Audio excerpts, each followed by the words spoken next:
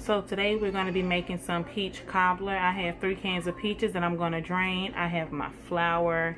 I have my sugar. I have to put a cup of sugar and a cup of flour in one pan. This is just going to make the dough.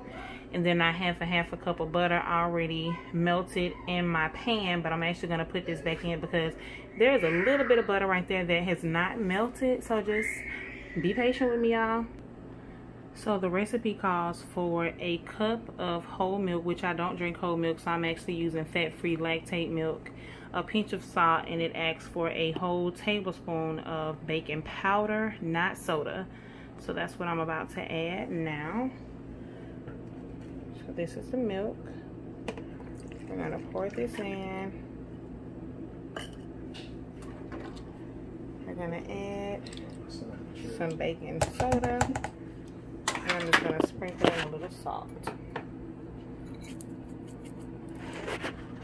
So we are going to do 4 cups of peaches, which I've already drained. And both cans, well, each can has 2 cups of peaches in it. And I put those in a pot with a cup of sugar.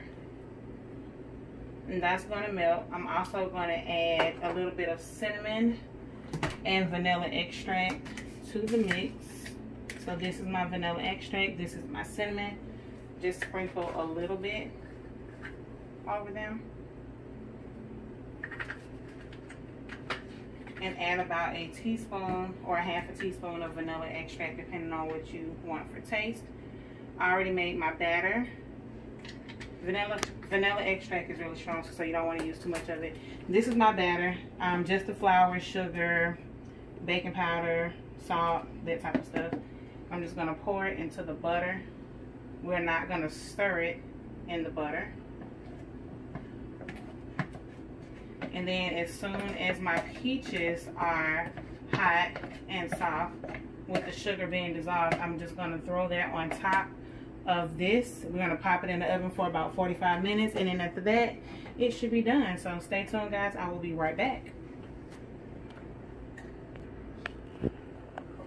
Alright, and then I forgot to add a tablespoon of lemon to the syrup. So I'm just going to squeeze this lemon out.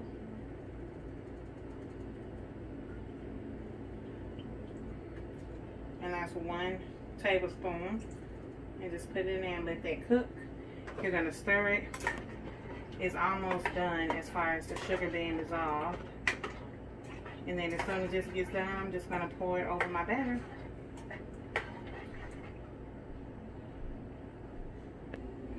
Okay, so adding nutmeg to this was optional. I did not add nutmeg. I just put cinnamon. And then you just pour it over your batter in the middle. You don't stir it.